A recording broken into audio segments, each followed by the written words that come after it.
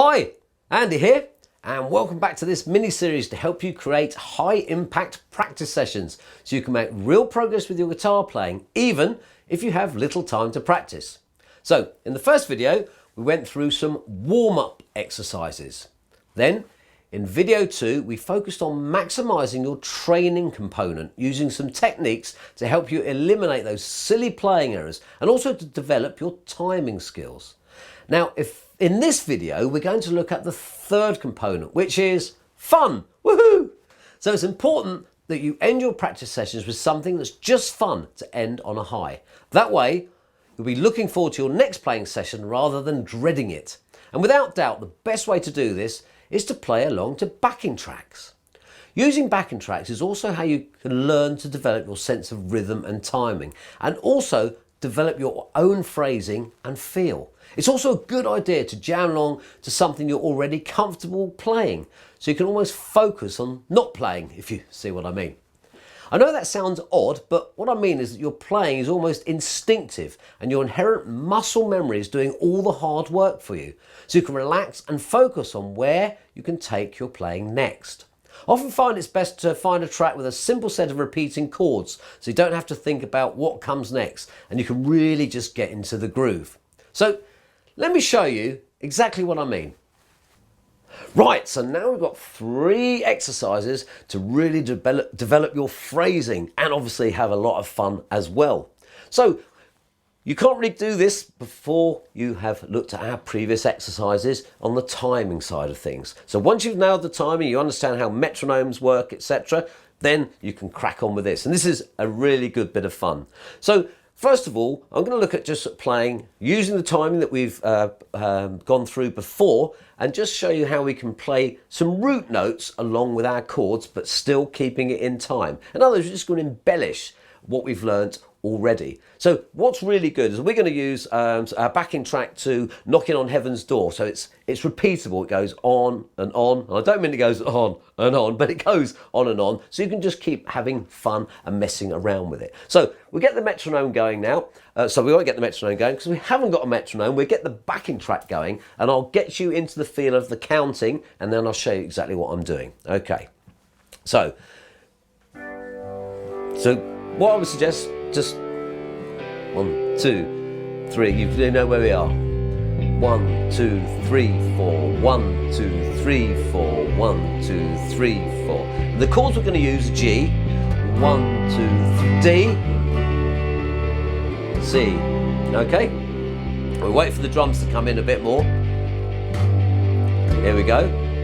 So I'm just going to start off by doing downstrokes. Here we go. 1, 2, 3, 4, 1, 2, 3, 4, 1, 2, 3, 4. One more time.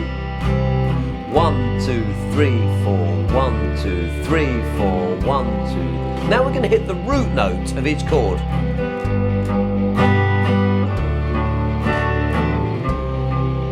So I'll hit the root note twice. So 2 G notes.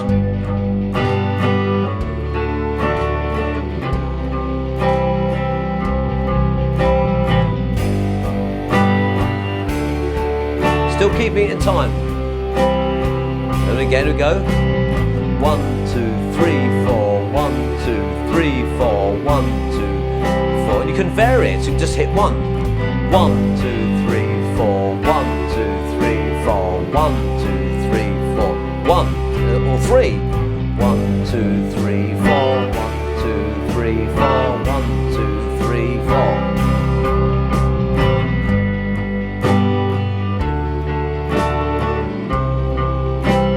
One more time and I'm going to vary it.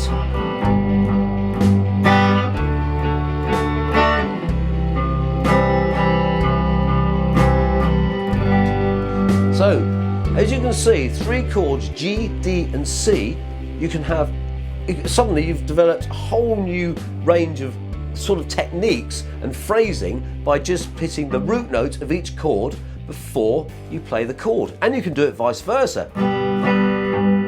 If you want, it doesn't matter. But what we're trying to tell you here, what I'm trying to tell you here is you've got that timing 1, 2, 3, 4, 1, 2, 3, 4.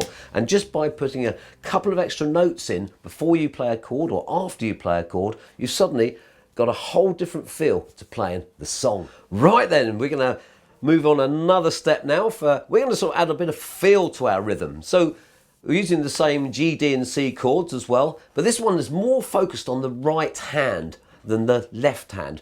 Speed is not of the essence here, and the speed of your chord changes, not necessarily, you obviously need to get them, make them, but you can use your right hand to actually create percussive bits and just really sort of develop that feel, but also making sure you're in time. So we'll get the metronome run. I keep saying metronome, get the backing track going, okay?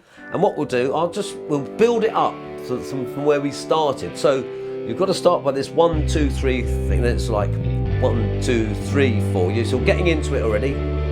1, 2, 3, 4. You may even want to start off by going.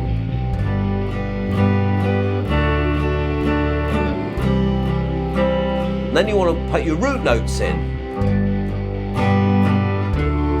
like we did before.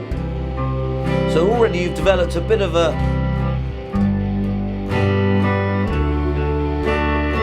Now we're going to add some percussive type bits in.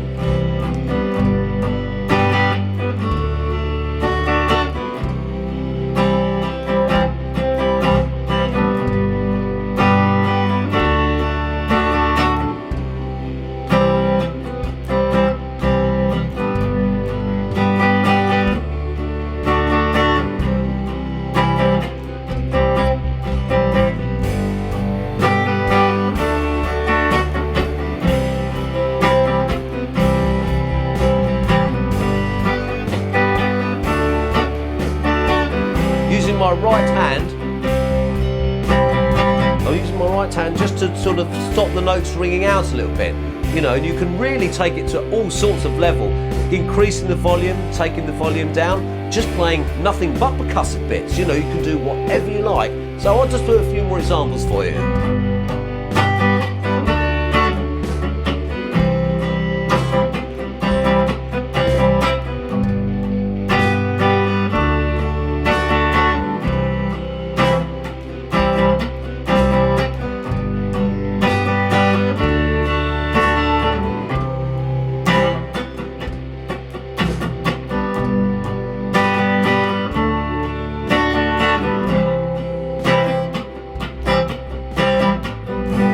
As you can see there, you can do whatever you like in the mind. Keep the metronome going. 1, 2, 3, 4. 1, 2, 3, 4. 1, 2, 3, 4. As you can see, you can do absolutely anything with that. So I will let you go away and practice that to your heart's content. This is what's really good. This is a total freestyling we'll call it. You know, you do whatever you need to do. Make sure in your mind you're going 1, 2, 3, 4, 1, 2, 3, 4, 1, 2, 3, 4. And you can just keep that right arm nice and smooth. And all the time you're going 1, 2, 3, 4 in your mind, hopefully your right arm will keep in time, but playing those extra embellishments that I've just shown you there. Okay, and finally we're going to have even more fun with these 3 simple chords, G, D and C. What I'm going to do here is keeping in our mind that sort of inherent 1, 2, 3, 4, 1, 2, 3, 4. That's the familiarity that we've developed over the course of these sort of little lessons. And what I'm going to do, I'm going to play some chords, I'm going to do some embellishments, and I'm even going to play a couple of leady bits in between, but always coming back to that basic G, D, C. Now this song is in the key of G, so I'm just going to be using notes in the G minor pentatonic scale. So I'm just going to be messing around doing a bit here and there. Don't know how good it'll sound, but just trying to show you what you can do in between, you know, playing the basic chords, doing a few fills and stuff like that. So we'll get the metronome running, and I keep saying that, it's not the bloody metronome, that's some metronome, isn't it? No, we'll get the backing track going. So I'd just advise you to really just keep that in the 2, 3, 4, 1, 2, 3, 4. And we'll just start off by doing the basic chords like we did first of all. 4, like that. So you know what you're doing now. Put those root notes in.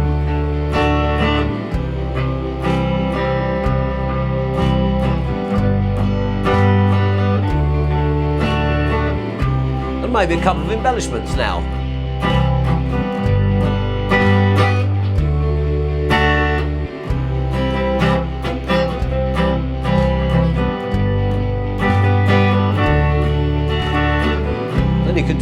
bit of jamming in between.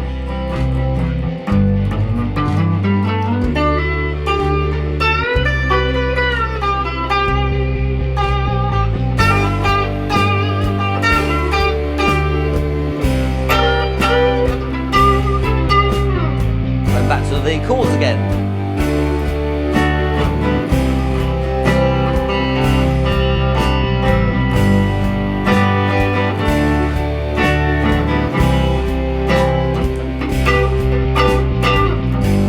Very simple like that.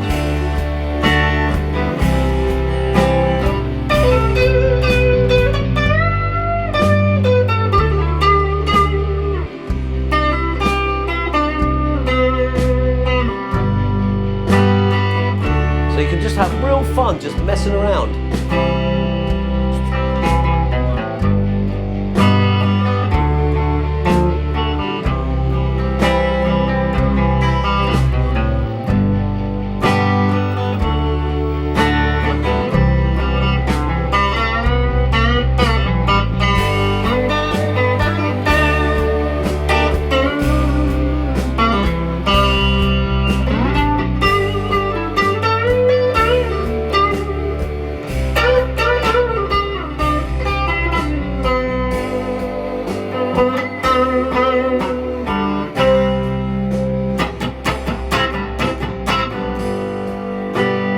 Etc.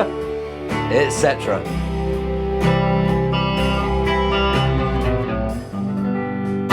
There you go. So it's just a bit of fun you can do. You can develop your own riffs, you can mess around, play the chords, but all the time you're coming back to that same beautiful G, D and C gentle lilty rhythm that you know is in there now. You've got the timing and you can just experiment to your heart's content. So I really hope you have some great fun with that.